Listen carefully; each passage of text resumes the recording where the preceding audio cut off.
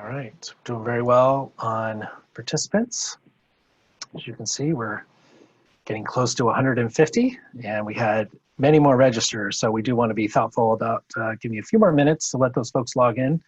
I trust many of you have been enjoying Zoom as a new way to engage with family and friends and work. So, but I'm sure there are a few people who are still learning the ropes, so we want to give them just a couple minutes to hopefully figure that out as we're waiting, but otherwise we will be getting started pretty close to on time. So thanks again for waiting.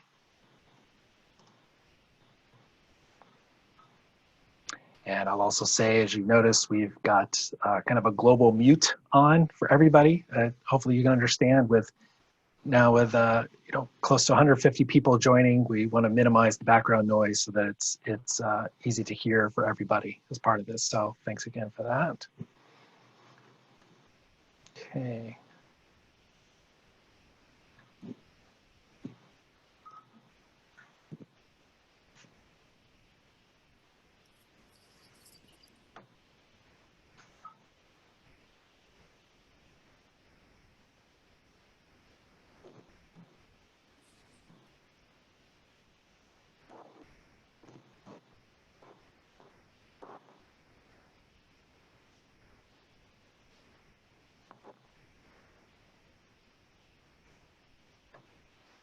All right.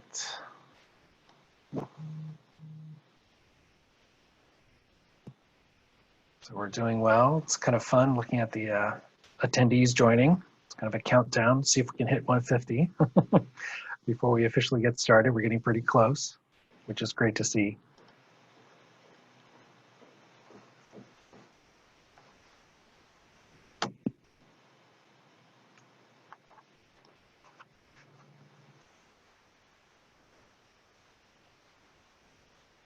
And there we go, there's 150, very good. All right, so we'll do one more minute and then I'll officially get us started.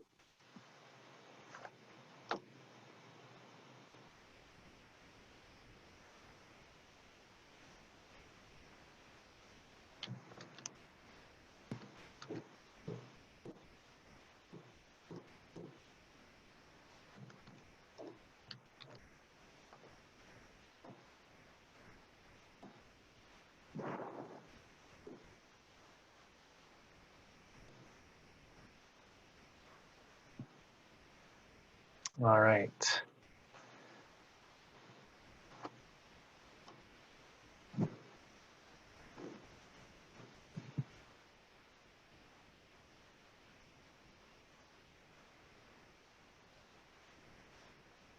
All right, everyone.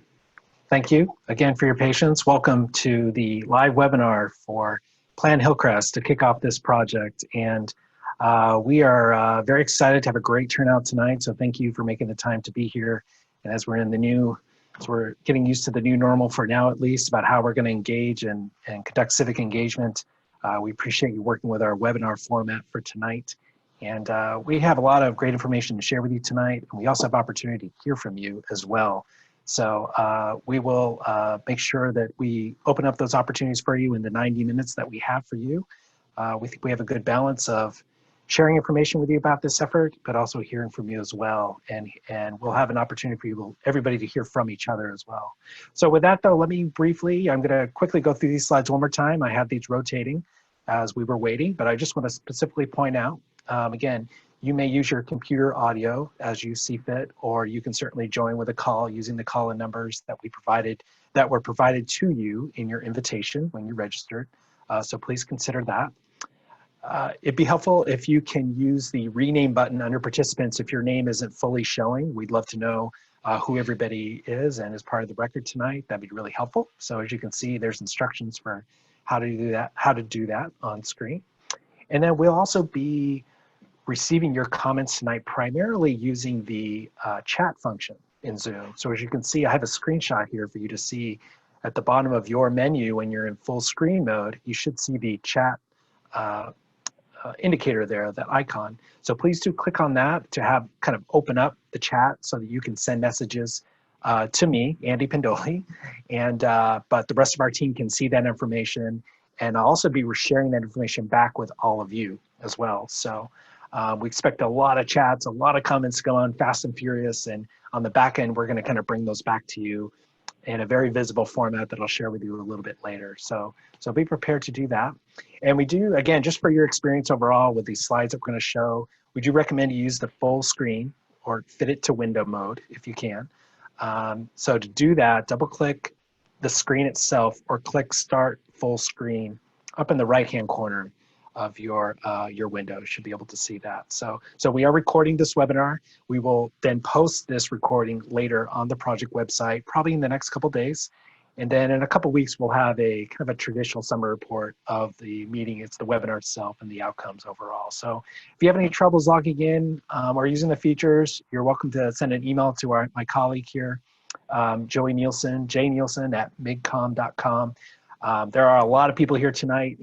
Our apologies in advance if Joey can't get to you, give you some personalized support and service, but we're going to do the best we can overall. At minimum, if anyone's having trouble seeing the screen, you may also go to the project website, planhillcrest.org, and we have uploaded the slide deck there. If it's not up there yet, it will be up there in PDF format later this evening. So if you have any problem with the visuals, that's what we'll be doing tonight. So with that, we have a really interactive session here. Whoops, wrong slide. As I said, we have we have a great team here supporting behind the scenes tonight. In a moment, Michael's going to come up, and you're also going to be hearing from Diego Velasco talking about urban form, and of course serving as your trustee facilitator. So again, a mix of presentation, some input opportunities for all of you, and we'll have a format where we'll be able to hear from each other, or at least hear the comments from each other. We're not going to open up the phone line for all 158 people, as you can imagine, but I think we have the second best option to do that. But with that, I'm going to pause, and I'm going to turn it over to Michael Prins. He's your senior planner in the Hillcrest community, and he's going to kick off the presentation for us tonight. So Michael. And you're muted, Michael. I'm muted, so there you are. You're first little hiccup, so we got past that. It should be smooth sailing from here. First up, I want to wish everybody health and safety during this time. I hope everybody is okay, and we are very unfortunate that we can't meet in person and see all your faces. I've scrolled through and looked at the 157 participants and see a lot of familiar names and a lot of new names as well. So it's great to see this level of input. Unfortunate that we can't meet in person, but we look forward to doing that in the future, and we thank you all for your time. I also want to start by thanking the whole team. They're not just listed here on this slide. We have a whole host of other people, including Gabriella from Diet and Batia, and a whole host of the planning department staff that has been very helpful and instrumental in getting this effort up and running tonight. So I want to thank everybody there. Okay, next slide. Okay, so here we go. So why are we here tonight? Tonight we want to kick off the Hillcrest Focused Plan Amendment process, and that's going to be proposing to amend the 2016 Uptown Community Plan. The purpose of tonight is to discuss key planning issues that pertain to the plan amendment process and what we hope to focus on over this multi-year effort that we're engaging in.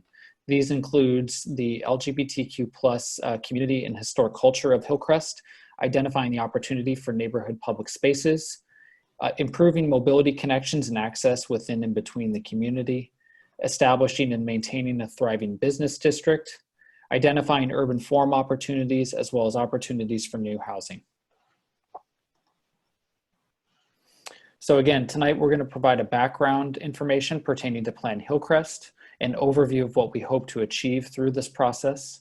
We'll discuss the timeline and community engagement opportunities, and then we'll pause for a couple of community questions before I turn it over to Diego Velasco to discuss the urban form of Hillcrest. Finally, we want to hear your ideas on how we can strengthen Hillcrest, and we'll then move forward and discuss our next steps in this process. So stepping back a bit, as we undertake all of our planning efforts, we do so on the foundation established by the general plan, which serves as the city's blueprint for growth and development. The general plan's overarching framework is the City of Villages strategy, which focuses growth into mixed-use activity centers that are pedestrian-friendly, neighborhoods connected to transit.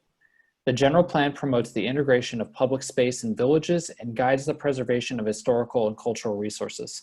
There are a number of other components as well, but those are key to how we evaluate potential change and issues within the Plan Hillcrest area.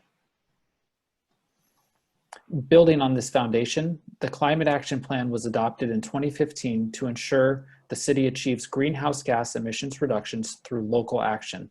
The Climate Action Plan aims to cut emissions in half and establish 100% renewable electricity by 2035. Of the CAP's 5 primary strategies, our planning efforts play a major role in implementing Strategy 3, which aims to implement transit-oriented development in transit priority areas and increase bicycling, walking, and transit use within Hillcrest. In 2016, a comprehensive update to the Uptown Community Plan was adopted by City Council that brought the plan into conformance with the general plan. The plan update established a robust framework of urban design goals and policies, maintained higher density village areas along the community's transit corridors, and identified preservation strategies for the community's historic resources. As part of the approval of the community plan update, the City Council recommended that staff consider a specific plan for the Uptown Gateway, which is shown here in the yellow rectangle in the center of your screen. The Uptown Gateway, focused between 4th, 7th, Washington, and Pennsylvania Avenues, proposed to double the allowed residential density within this 40-acre area of the Hillcrest core. In addition, the Gateway proposed public space and mobility enhancements to facilitate greater interaction in the public realm, increase multimodal mobility within Hillcrest, and ensure that there is a healthy and thriving business district that continues to support the needs of Hillcrest. Another consideration for our Plan Hillcrest effort is the recent completion of the UCSD Long Range Development Plan for the Hillcrest campus. The Long Range Development Plan envisions the redevelopment of UCSD's Hillcrest Medical Campus into a modern mixed-use health campus environment. The plan identifies multifamily housing on site and proposes mobility changes on campus and on city streets to address access between the campus and the Hillcrest core. With these efforts and policy considerations in mind, Plan Hillcrest proposes to amend the Uptown Community Plan to address land use, mobility, public space, and cultural resources for the broader Hillcrest and medical complex neighborhoods as shown in the community plan. This area encompasses roughly 380 acres within the Hillcrest core and the medical complex neighborhoods.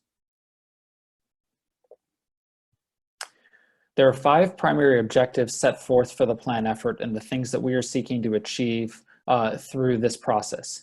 These include celebration of the legacy of the LGBTQ+ community through the identification of historical resources and the creation of inclusive spaces. We also want to create public spaces that provide gathering spaces in the community and connect people to businesses and services.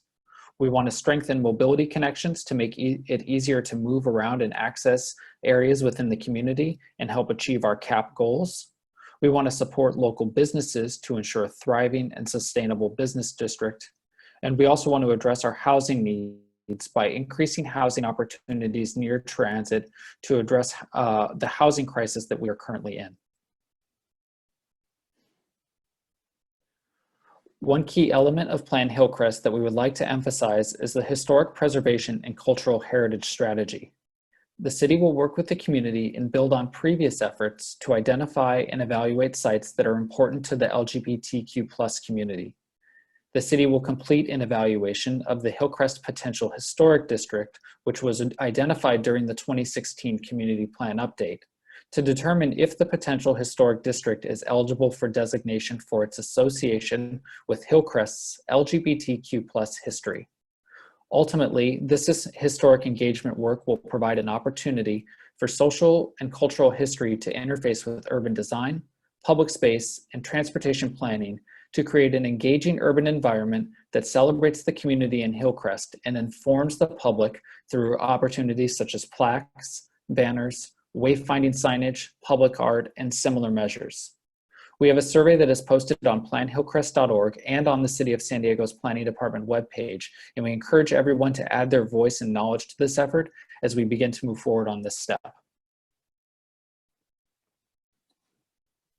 As we begin to evaluate opportunities to add and create public space within the neighborhoods, we would like to build upon the community plan's public space and parks policies to identify public spaces in new development and the amenities that will best serve the community. We will evaluate the opportunity for linear parks and gathering spots along key mobility routes that ensure greater access to neighborhood and public open spaces. We also look to build on the pedestrian-oriented grid network of Hillcrest, which is shown here on this slide. There is a high degree of pedestrian activity and need within the Hillcrest core, and the mobility concepts that we will bring forward will aim to further shift commuter and personal trips to pedestrian, bicycle, and transit use. Ultimately, the goal is to create a better walking, bicycle, and transit environment that achieves our CAP goals and creates a more sustainable community. We also aim to create a vibrant and diverse business district that builds on the diversity of the existing Hillcrest businesses and enhances the Hillcrest core and the commercial corridors within the area. As we look at some of the key demographics within the planned Hillcrest area, there are approximately 6,000 residents and 4,200 housing units in the roughly 380-acre area of the plan amendment area.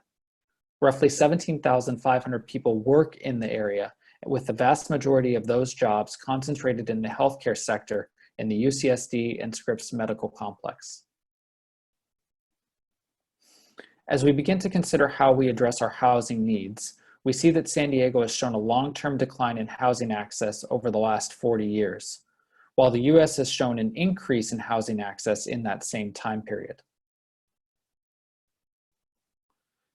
This trend is consistent with the experience in the broader Uptown area, which has seen an increase in the community's population that has grown 4 times faster than the population growth in the city and the county during that same time frame, according to information from Sandag. Despite this increase in population, only a few hundred units have been added in Uptown since 2010. And finally, as we look at the Uptown Community Plan, while the 2016 comprehensive update did address a number of issues, it did not increase housing capacity at a time when we are addressing a major housing crisis within our region and within our state. It also established a discretionary review for taller buildings, which can add time to the process for housing development to come online and address our housing needs. So one key component that we have through this effort is our community engagement effort. It's really important that we have the opportunity to work with the community and engage in many opportunities and forums. As we began this process at the outset, we had originally planned to hold this meeting as part of a subcommittee meeting of the community planning group and hold public and in-person workshops. Obviously, given current circumstances, we have now had to shift to these online webinars and be a little bit more nimble in our work, but we still do plan to have in-person meetings as we move forward through this process. We have the opportunity to have a website which allows for people to provide their comments and input, and where we will post plan documents.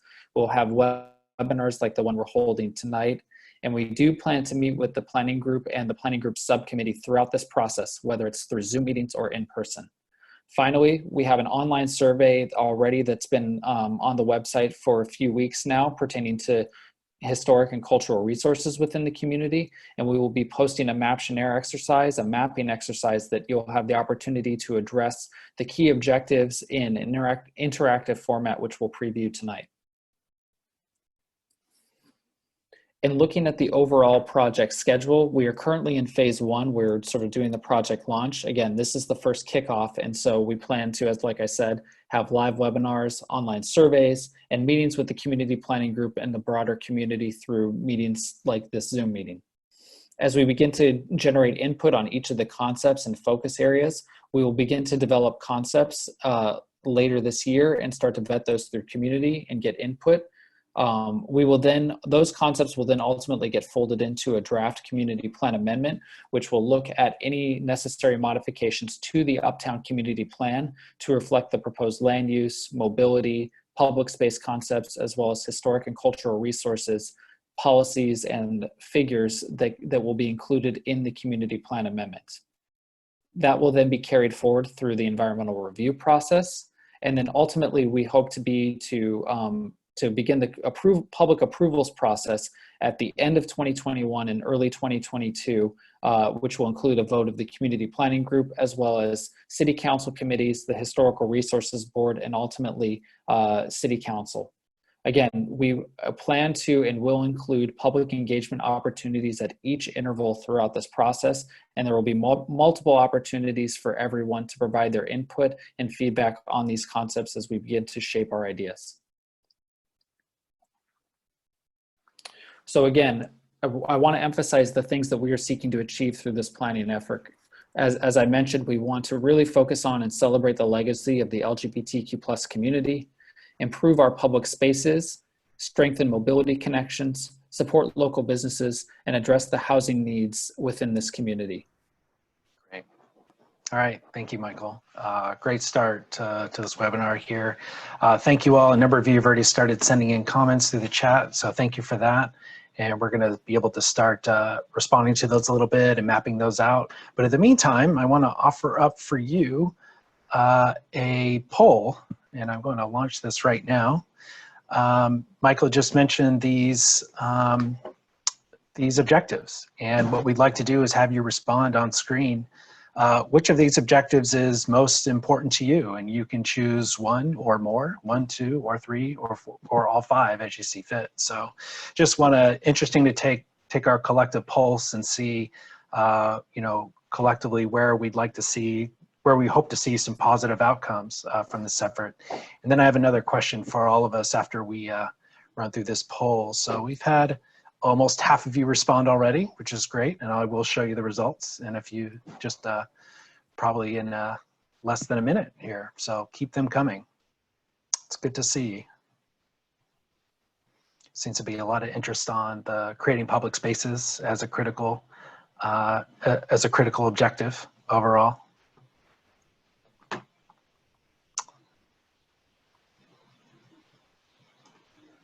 All right, so very good. We've got just over 3/4 of you have voted and have indicated your preference. I'm gonna go ahead and end the poll because that's, it's the majority of you. So I'm gonna share the results with you.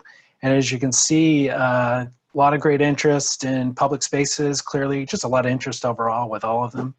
Clearly, a lot of interest as well in supporting local business, and that's of great importance to all of us these days as we're going through these conditions in our economy.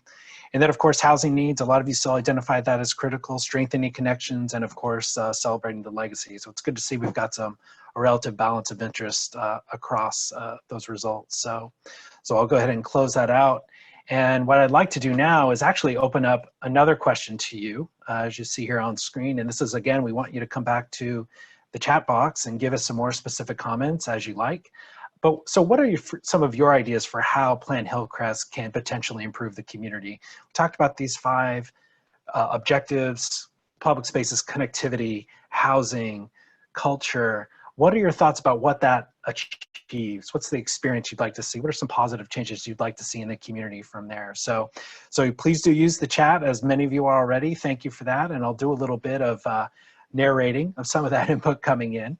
And a little bit later in the webinar, I will show you collectively what some of those comments are from all of you overall. So thank you all. So some interest in pedestrianized spaces. A lot of questions around. So one example of the question, we've got a lot of small parcel ownership. How can a district with so many blocks be better utilized? Dynamic, energized community spaces. A lot of people are interested in more people walking and biking, better connectivity, perhaps even as so far as light rail connectivity overall. Let's see what else.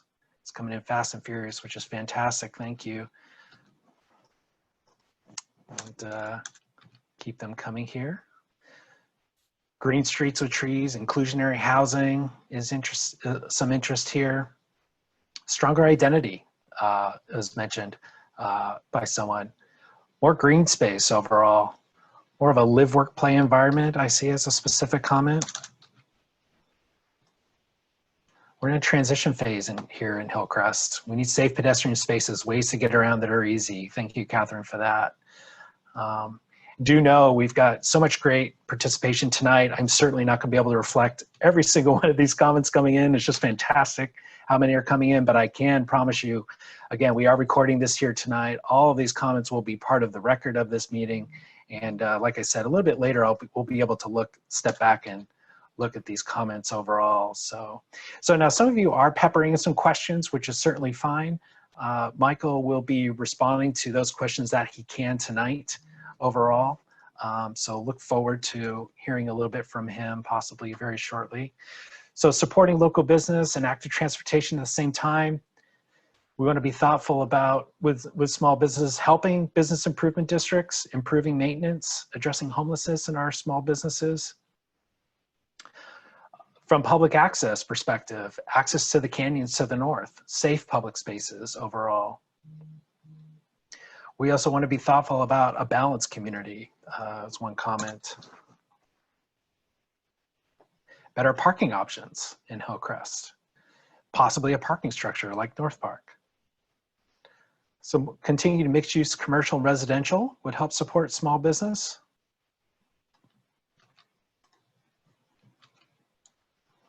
So yeah, in a few minutes, in a minute or so here, Michael will respond to one or two of these comments as they're coming. For now, not comments, but questions, I should say, overall. So, and here's perhaps a rhetorical question or a direct question. Who do we see as future customers for Hillcrest? Perhaps a question for all of us, if you will. So, better addressing homeless needs overall. Certainly continuing to be a challenge in our city overall, and we know our urban communities definitely experience those as well. So,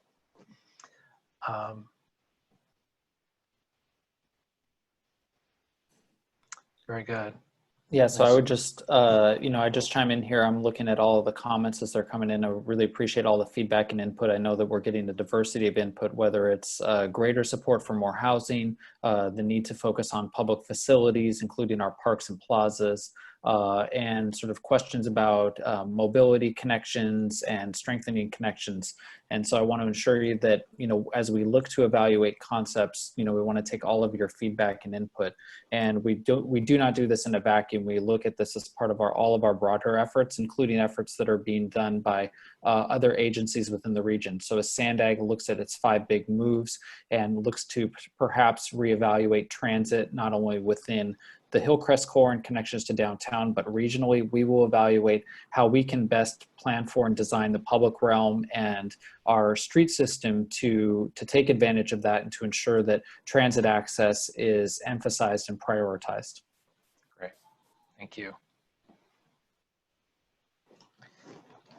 And Michael, I know there were some questions coming through, just I think kind of reflecting back on confirming the intent and purpose of the plan. What was the impetus for Plan Hillcrest? And I know that you shared that as part of your slides, but if you don't mind, just in case a few folks may have missed it in logging in, maybe what's the quick overview of the key factors that led to initiating this process?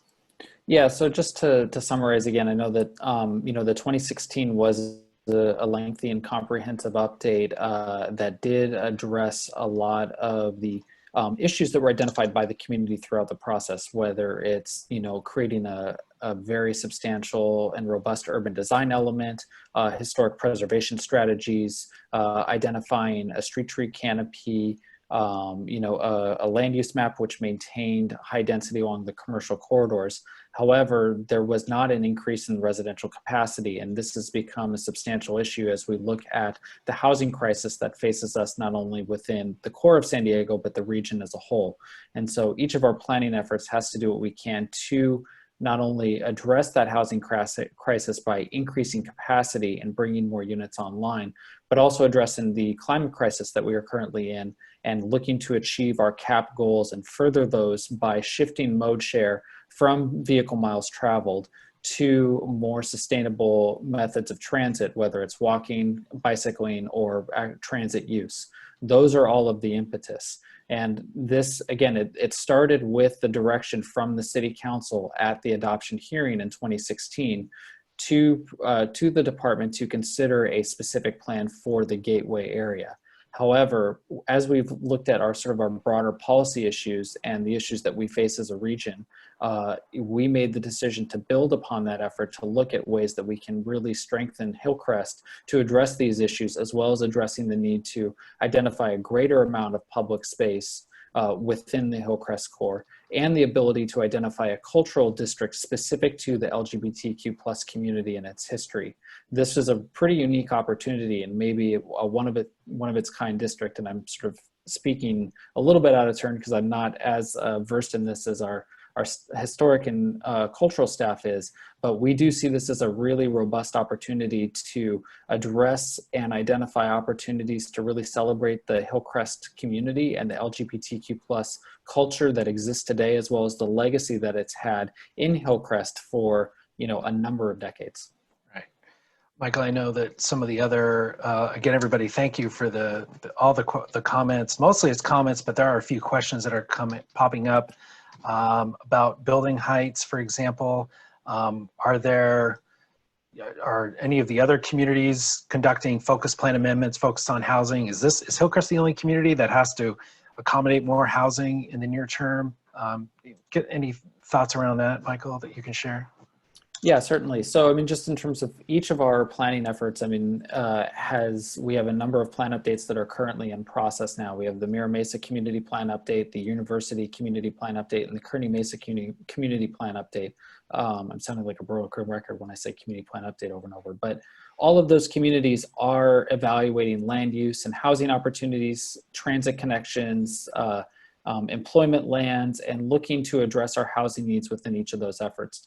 We've also recently adopted the Mission Valley Community Plan Update, which substantially increased residential density within that community. I don't have the numbers offhand, but it was tens of thousands of units.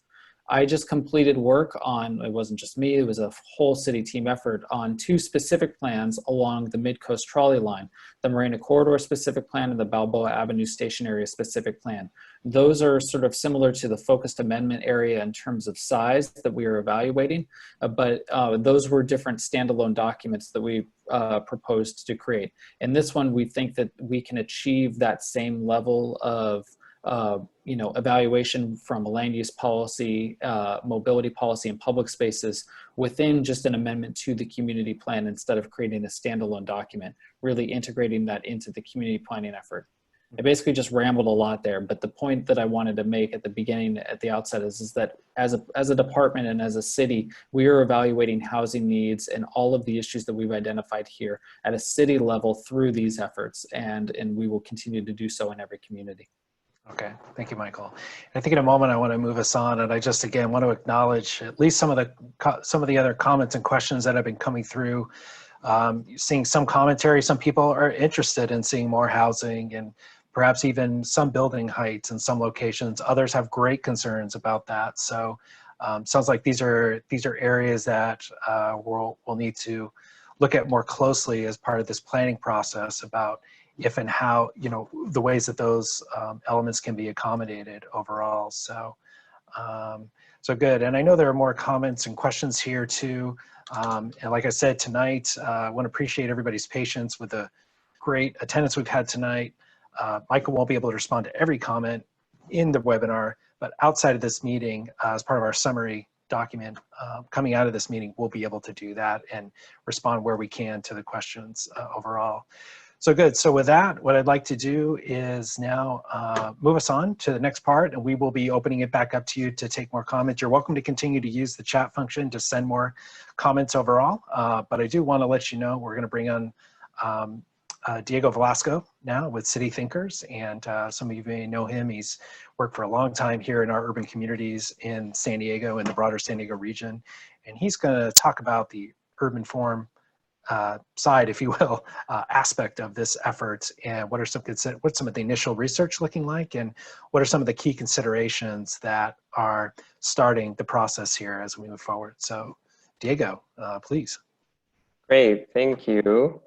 Good evening, everyone. It's really exciting to see so many people participate. My name is Diego Velasco with City Thinkers, and I'm really excited to be assisting city planning with this endeavor. I feel as though I sort of grew up in Hillcrest. My adult life and my sort of coming of age really happened in Hillcrest. So it's a neighborhood that's really near and dear to my heart.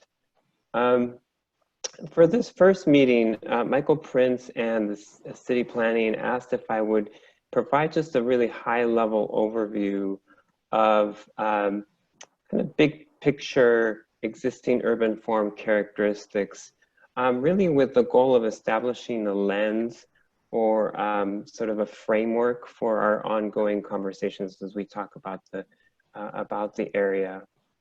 Luckily, we are working within a robust urban design element of the Uptown Community Plan. Many of you were involved in that process, put a lot of work into it, and there's some excellent ideas.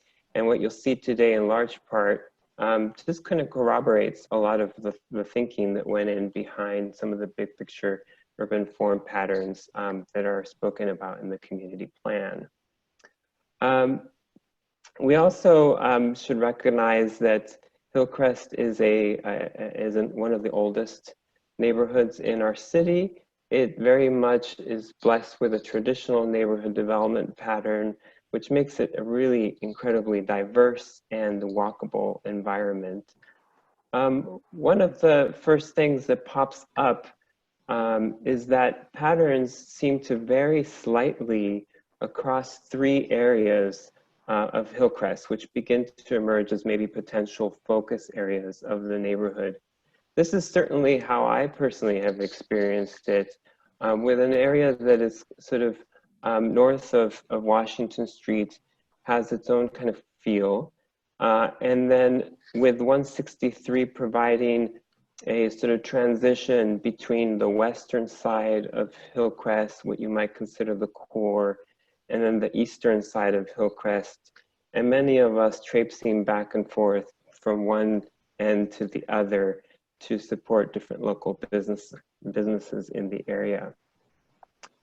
If we zoom into the north area, sort of the area north of Washington Street, so let's call them the north side blocks, and start looking at block and lot and development patterns, one of the things that immediately emerges that all of you know and have experienced is that Hillcrest provides some of the best walking environments in our city.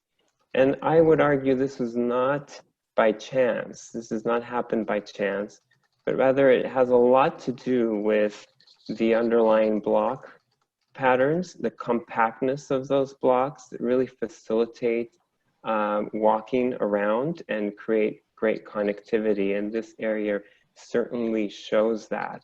You've got blocks that are about 200 by 300 feet, which is similar to downtown city blocks. So they're very pedestrian oriented, and also they're oriented north-south. And why does block orientation matter? When the long end of a block faces a main commercial street, it creates more opportunities to activate that street. And we'll certainly see that as we move forward. You can see the difference between what it feels like to walk along University Avenue on the west side of 163 versus once you cross into the east side, and the blocks actually flip and run east and west. So block orientation matters for that reason. But it also matters because it directly relates to building orientation and placement, which I think is really important in providing access to natural light and air, and also taking advantage of those great breezes, prevailing winds that come into Hillcrest because we are up on a mesa. If we move on, if we zoom in further and start to look at the lots, lot patterns also matter. In this area, we have a traditional 50-foot wide lot, but with many variations. It's really fascinating to see both large and small. the amount of diversity and the mix of building types that this area supports, where you have fine-grained patterns, but at the same time, we also have those two medical campuses, the UCSD and the Scripps Medical Campus. So what does that look like in terms of defining development patterns or building types? We really see quite a range of uses as well, both in the commercial to residential to the institutional, large and small. Again, the campuses are a big component, and also mostly one-story kind of walk-up storefronts that are concentrated on Washington Street. So moving on to what might be some opportunities in this area, I think the elephant in the room here is the tremendous catalyst that the medical campuses, particularly UCSD, are for this area. But I think that also brings up questions about how do we interface with those campuses and encourage, at the same time, encourage that great diversity and build upon a great walking environment. Another aspect of this area is that we don't have alleys in a lot of the blocks, and so we do have a lot of curb cuts and driveways, so thinking about how we do those tastefully. So moving on to maybe looking at the west side of Hillcrest. Here the blocks are a bit longer. They still orient north and south, which is interesting because it is the area where we have one-way streets. And that gives you sort of the perception and feeling that you're being of directionality. It reinforces the sense of movement up into the Hillcrest core. We have alley access, which I think is really important. I'll speak a little bit more about that later.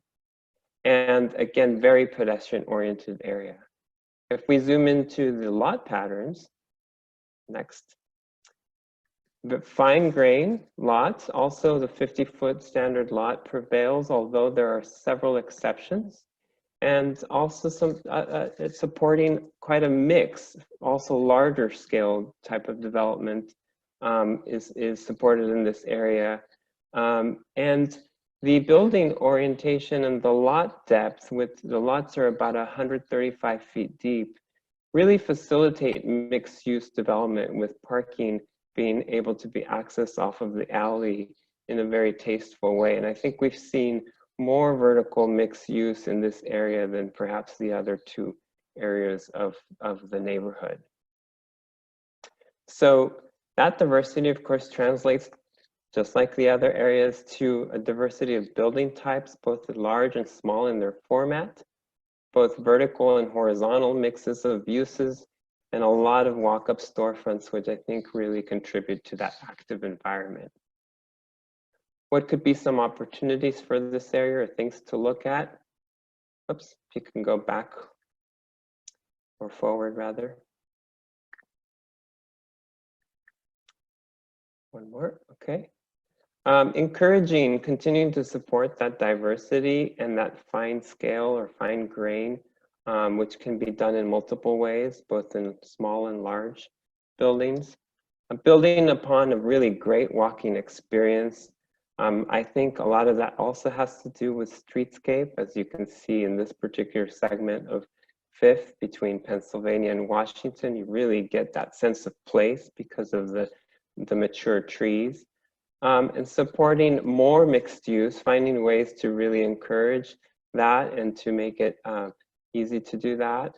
And also in this area, we do see quite a bit of some tall buildings. How do we leverage those benefits of the tall buildings to really maybe gain back some publicly accessible open space and to really give back to the public realm?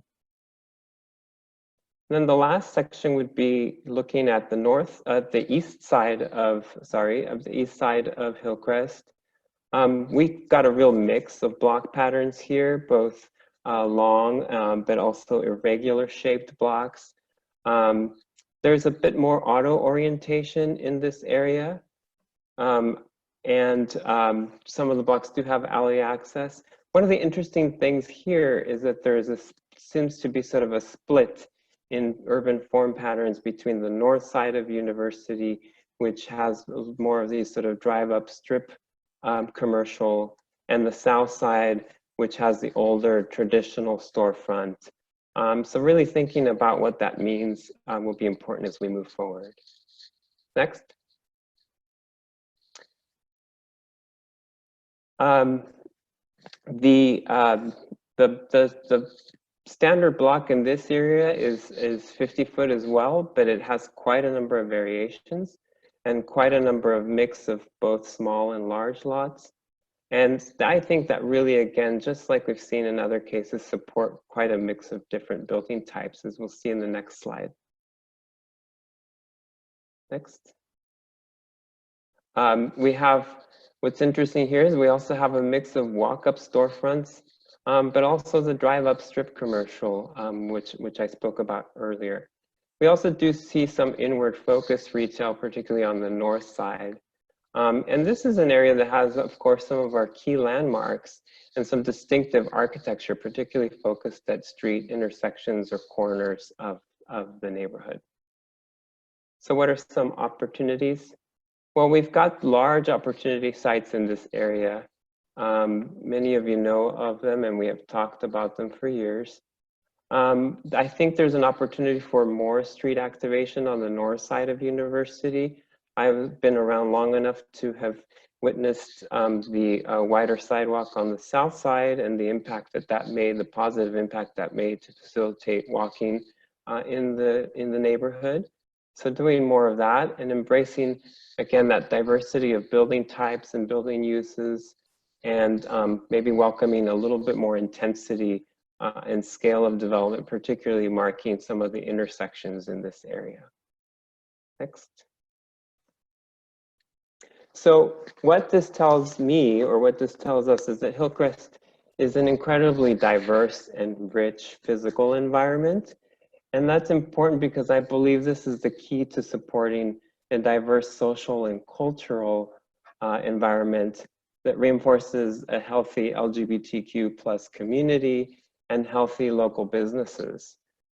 I think this diversity also provides great flexibility and adaptability as we move forward and consider the future of this area. So I spoke about block, lot, and building patterns for 3 areas. Now let's just take a quick look at the entire study area. This is an aerial map just showing the larger context, and then the study area is outlined in the dashed red line. What do we see as emerging as a potential direction for Hillcrest? Next. If you take this aerial and you zoom out and you just highlight the buildings as shown in blacks, this is what us urban designers would call a figure ground. And you begin to really squint a little bit and see that the center point, or sort of that main intersection at 5th, 6th, University, Robinson, is a clustering and sort of a compact set of buildings that come together. There seems to be a sense of a heart or a node or a focal point of intensity there. Next. I spoke about the 2 medical campuses. They make a pretty significant contribution to the area. You can see them from far away.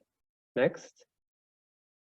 And then, of course, we see the emergence or the continued growth of our corridors, the Washington Street corridor and the University corridor, with a compactness or a sort of linear arrangement of a lot of our commercial along those street corridors. So taken together, this begins to emerge, or it's just from looking at the map, you begin to see what the urban design element of the community plan and what a potential future direction might look like. Next.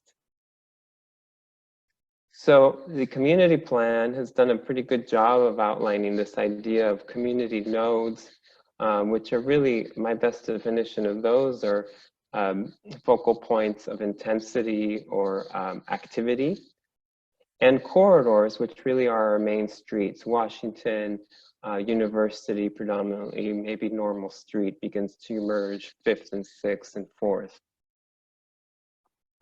I think it's really important to recognize that this is something that is strongly noted in the community plan. And so the question that I would put forward as this first meeting is, what do we think about in terms of the potential for this area as we continue to flourish and grow for the areas around our nodes in the community and in the neighborhood? Are those the key intersections or the key groupings of buildings or the areas where we have our landmarks?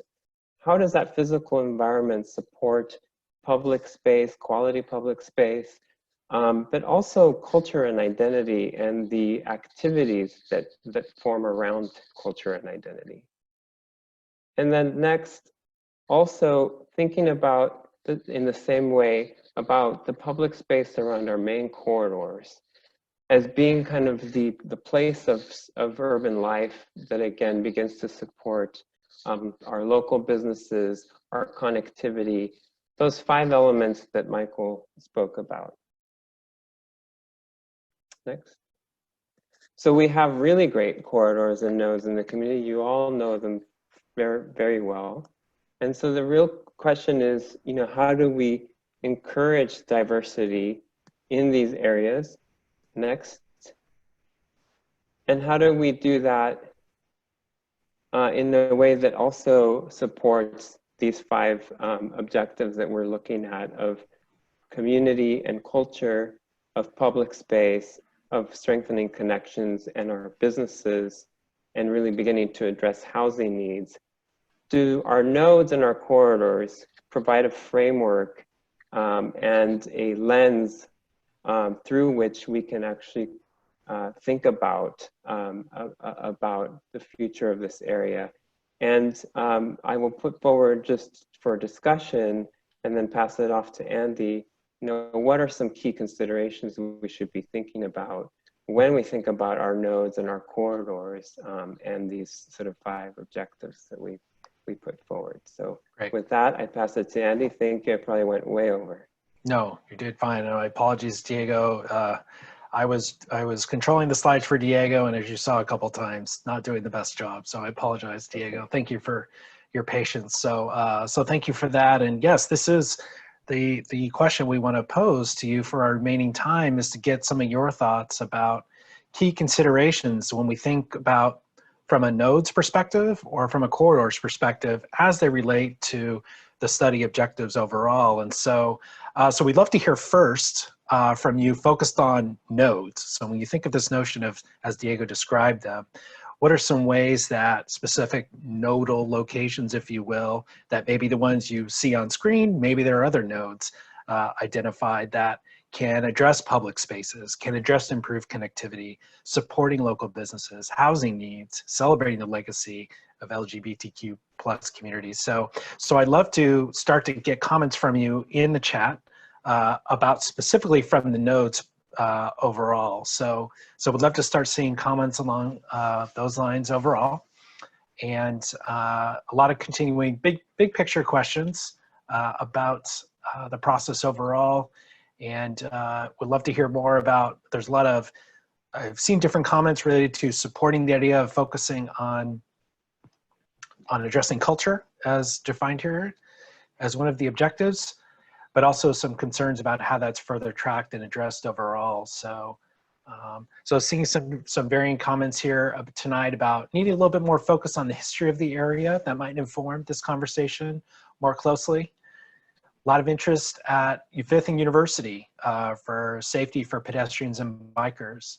At the end of a corridor at the east end, we could look at a node as an opportunity, as one example, as someone had mentioned.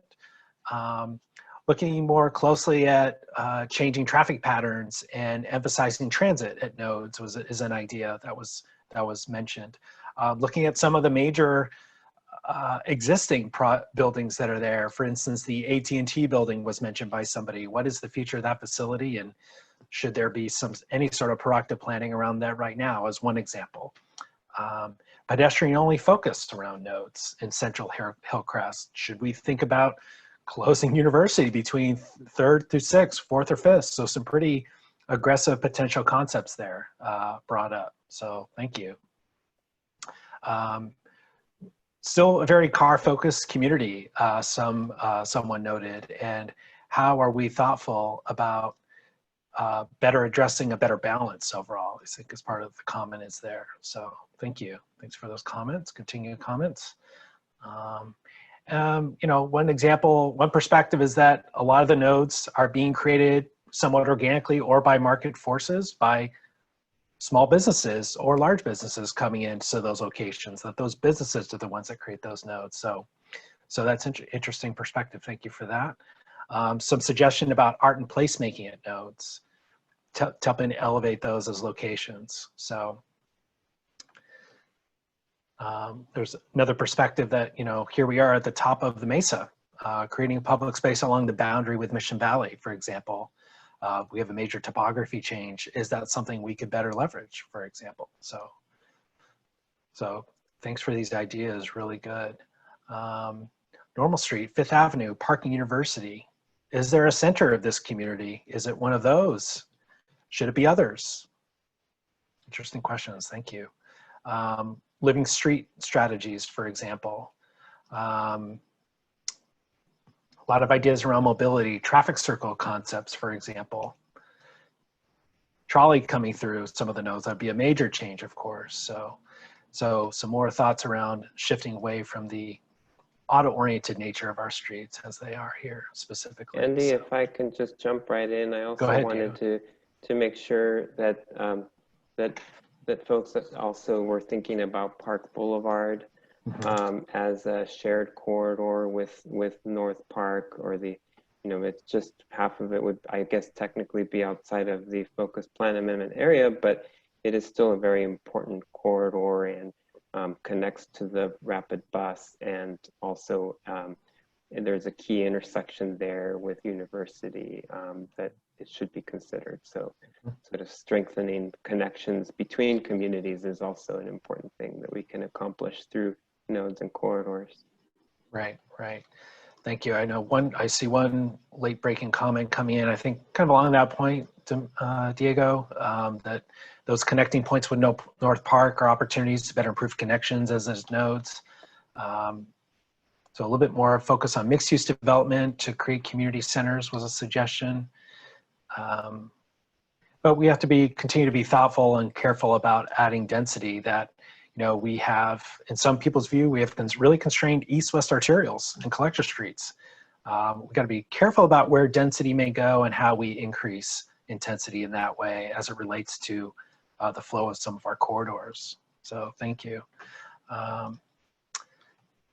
So also a lot of questions as we're dealing through our new experiences in the middle of this pandemic. For example, how is that addressing our thinking today? Right? How's that kind of thinking about our mindset of the needs of today, but also the future of this community overall? Should it be having us thinking a little bit differently about how we start to inform planning for the future? So Andy, I can kind of jump in here on that one. You know, obviously we're still in the very early stages of, you know, dealing with the coronavirus and COVID-19.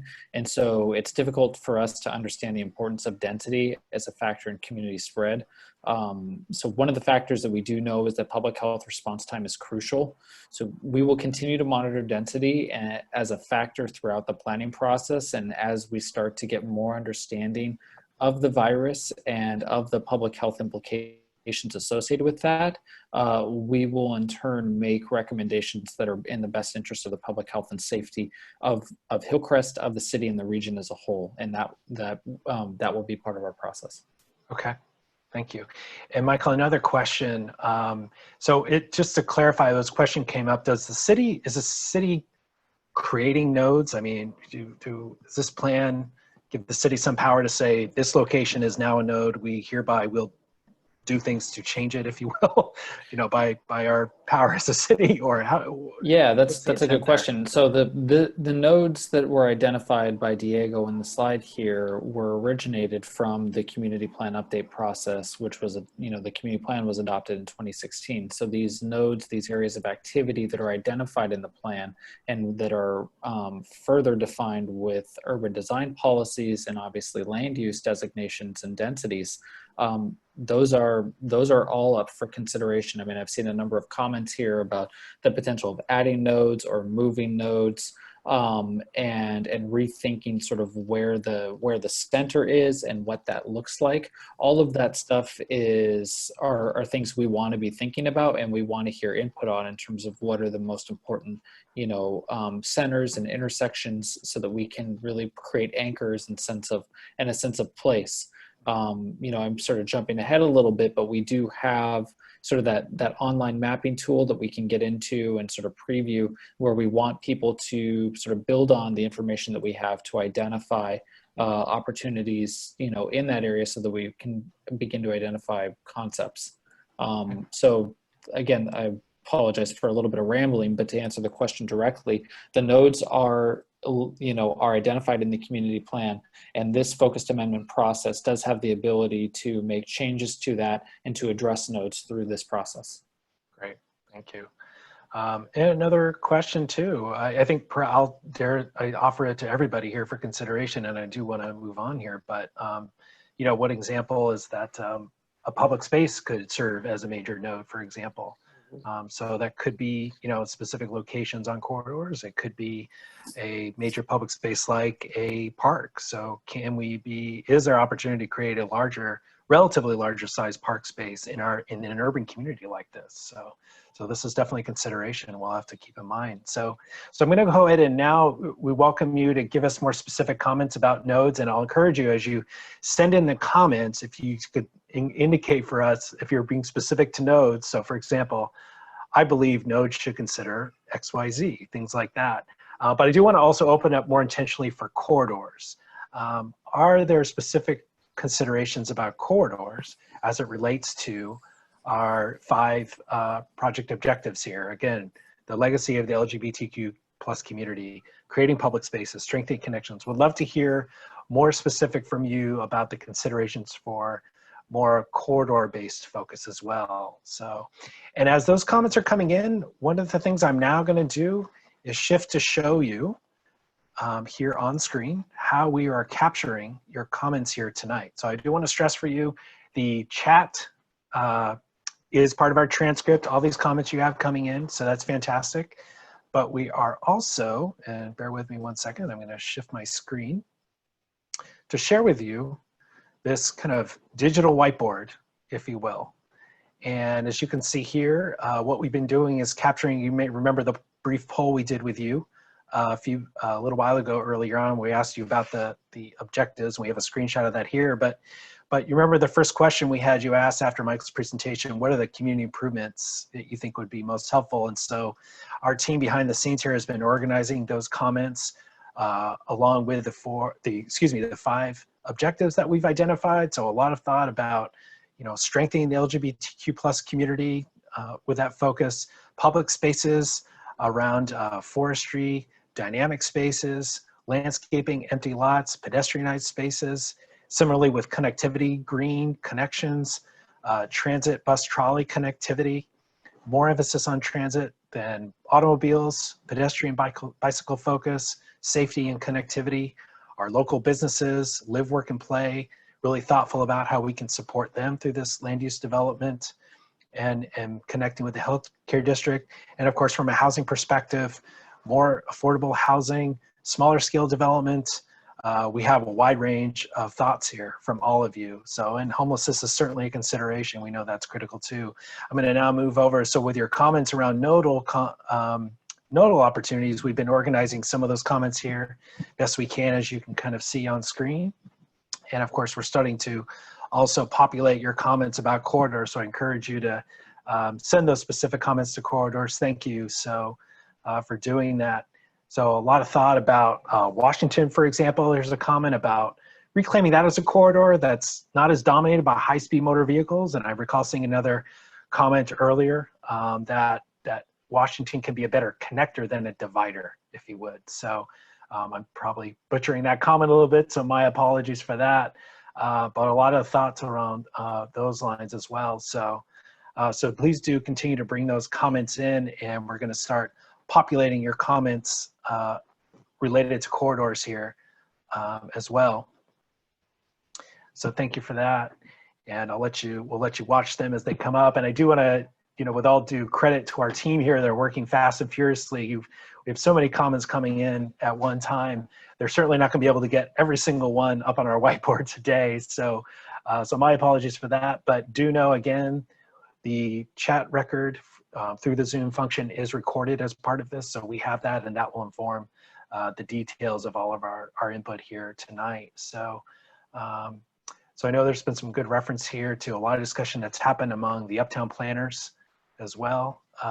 Overall, that Washington is a priority corridor, for example. And of course, I know some of you have already mentioned too that we've got to be really thoughtful about, the connectivity and intersection, if you will, related to access to 163 freeway. Of course, that's critical and important to continue to study and address. Thank you for that.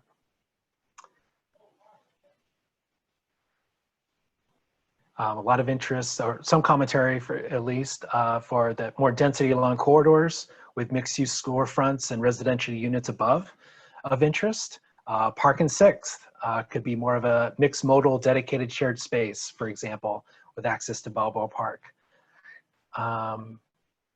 So a lot of some suggestions around one comment that, maybe we need some further input on the objectives for the study. We welcome that here tonight. If you have any suggestions for refinement for the 5 objectives that we've identified, please do send those in and share those with us. So some more commentary about Washington really being important to reclaim as a corridor that's not so dominated by vehicles.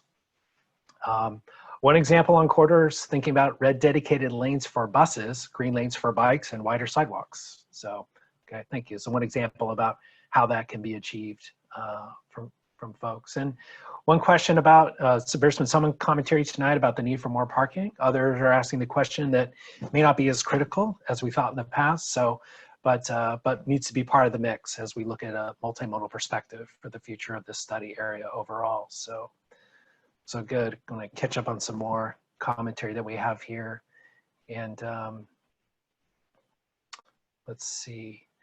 Michael, any additional thoughts or kind of response to any general comments that have been coming in, or any questions that you've seen? Yeah, I mean, I would just say, sort of on a overarching comment, is that we're getting a lot of very specific input and very valuable feedback that is going to help us through this process. I would add that, one comment that sort of stood out is that, that we do want to recognize that the LGBTQ community is important, and we want to celebrate their history, but there are many histories in this area. Ben Nichols provided this comment, labor history, Italian and Greek immigrant history, transportation history. I know Bill Ellig mentioned, the importance of 1900 to 1933 in particular, as well as the historic streetcar. So all of this input is really great as we begin to identify and discuss concepts and evaluate concepts moving forward. So we appreciate all this input. This is very helpful for us as we move forward in this process. Yeah. Sort of stepping back, big picture as well, we do want to coordinate and continue to work with the Uptown Community Planning Group, and we have the ability to have these Zoom meetings, until such time that we're able to meet in person.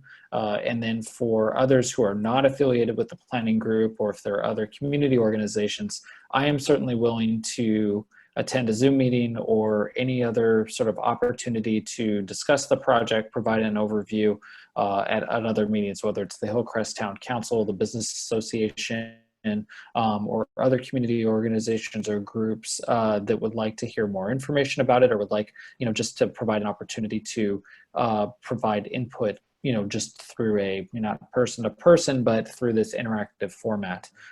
So, we do hope to engage that, and we want to hear from people as to how we can best maximize those types of interactions beyond just the online surveys and information that we're getting through our engagement opportunities. Great, thank you, Michael. And by the way, everybody, we are kind of keeping an eye on the clock, and we have until 7:30 this evening. So we will be, in a little while, we'll pause our input session here. I want to thank our team behind the scenes for gathering some of your comments. And again, they're certainly not capturing everything right now for the purpose of the digital whiteboard that I've been sharing with you here. And I'll zoom in a little bit more, but hopefully you're at least getting a sense of the flavor. And I know that, again, just for a little bit more perspective, take building heights, for example. We have some folks who I've seen a few comments saying open to more heights, whether that be, and certainly heights can be very different. Is it a few stories? Is it even higher? There are others who have grave concerns about getting too high, if you will, from their perspective. So certainly will have to be a consideration when we look at the context and opportunity for different opportunities for height and intensity in different locations. So some other mentions, for instance, that an intergenerational land use focus can be important. We are a diverse community, not only culturally, but in age, and we have an aging population now. Older adults will be a larger proportion of the population in the years to come. So that is certainly a consideration we can be more thoughtful about as we continue to plan in all of our communities. I know everybody would agree. So a lot of good, thank you for those comments overall. All the comments overall are helpful. We appreciate all of them. So yeah, I'd like to go ahead and ask a question too, sort of in the couple remaining minutes, and we'll wrap up and be respectful of people's time. But I want to get feedback not only through this, but as we through our Plan Hillcrest website and the mapping exercise that we're going to preview tonight, is what are your thoughts on the sort of mix of online and in-person meetings, and how this can be utilized going forward? Because we do see at some point that there will be a return to normalcy, and there will be the ability for us to meet in person. We can't predict when that is, but we do think and hope that will happen, while we're in this process. So we still want to balance the opportunity to continue to look at these types of meetings. And so any feedback you have in terms of the meeting structure, the format, or this type of online engagement is greatly appreciated as we evaluate, our engagement opportunities in the outreach plan as we move throughout the process between now and the adoption, in early 2022. thank you. Yeah, absolutely. And in a few minutes, I've seen a couple comments coming through asking about how you all can stay involved. And in just a couple minutes, we're going to showcase that for you, as Michael touched on. Pretty soon we'll wrap up our discussion for tonight and honor the time we asked you to set aside. But I'm seeing some positive comments about this format overall. As Michael noted, this is our current reality, right, for how we can maintain some civic engagement. And we appreciate that for at least some of you, you found this to be a good format. As Michael said, we're not going to leave behind the good old-fashioned in-person opportunities. When we can do those again, we will. But it's good to know that no matter what the state of our ability to engage, that this is a format that's appreciated, and we can continue to think about using it again where possible. So, and I know some folks are mentioning, as a parent, it's hard to find childcare to go to an in-person traditional meeting. So, and also as a parent, I can second that. So, yeah. So thank you for that. Let's see, I think you can see we've got the checking in on our colleagues here. They've made some notes along the corridors, and again, they're somewhat constrained by being able to see the full detail of all your comments, and they're somewhat relying on me to be able to share with a summary of your comments. So that's more on me than on them. But I want to thank them for that effort over here. And again, we'll have a more detailed summary. This whiteboard will be featured as part of that, but we'll have a more expanded summary report that will reflect the broader commentary, more detailed comments that came from all of you. And as you can see on the screen, I'm scanning back, and I know it's not very readable, but just to, again, reflect real briefly on some of the earlier comments that we had from all of you related to the objectives and some of the improvement opportunities that you all see there. So just a quick reflection on that. And then again, some different perspectives about the nodes and the corridors overall. So thank you for that. And so let me offer this in terms of anyone who still wants to send in chats. You have until at least the end of the webinar when we turn it off. You're welcome to do that. But in a minute, I'm going to bring Michael back up and he's going to explain more that there are other places for you to provide more input. And some pretty exciting ways too, by the way. So this is kind of the start of the conversation and your input. So stay tuned for that. So I think what I'll do is I'll go ahead and say my thank yous for working with our format, for your patience, and for providing all the great robust comments here. And like I said, we'll make sure we capture all that. And for now, I will sign off myself and say thank you, but I'm going to turn it back to Michael and he's going to talk more about next steps and how you can continue to stay involved.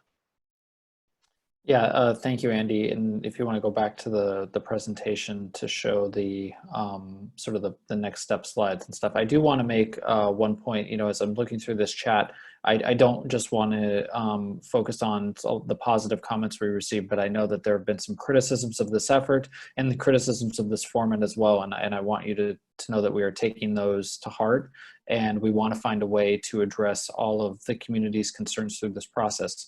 I don't know if we will be, you know, we're not going to make everyone happy, but we do want to do that. And I know that one person in particular said that they want to see people's comments in real time and that our summary isn't sufficient. So as we look to future meetings, we will look to sort of better ways where this can be more interactive and we can hear more voices where you're not just hearing us summarizing what you say.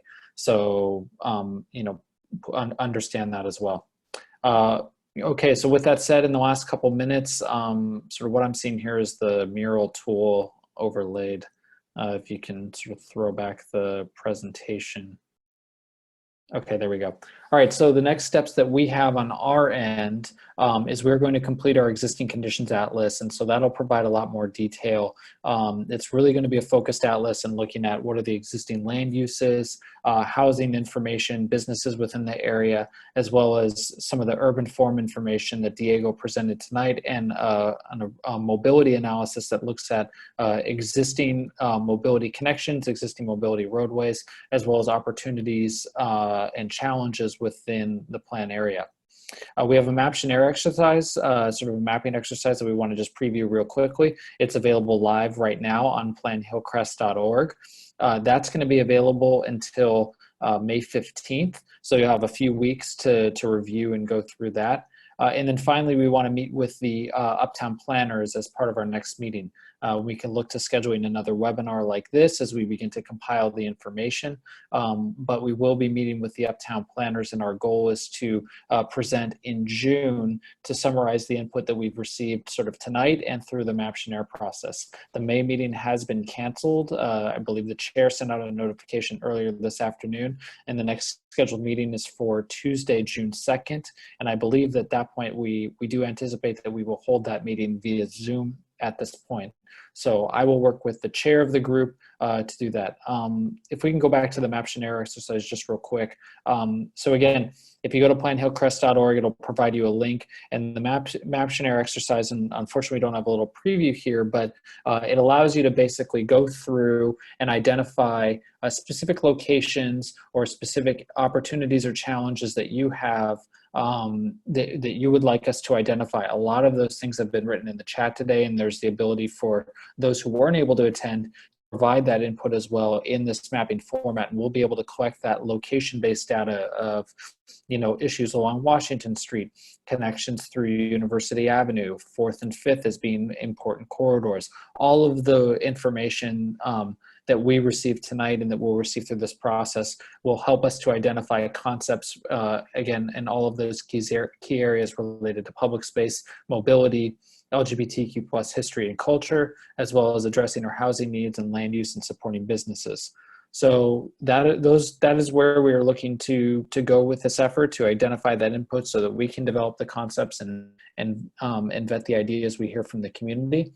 And then finally, if you have any questions at all, you can contact us. This presentation's on the website. My contact information is on the website, as well as Shannon Molderig, who is working on this planning effort alongside us and is has done an excellent job in getting all of the website up and running and getting all of your comments and feedback and managing our email list. Whenever we have a meeting or whenever we have a document to share, there will be an email that will be sent out to everybody that is on the distribution list. We have hundreds of people who are already there, including, I believe, everybody who's now on this Zoom meeting tonight.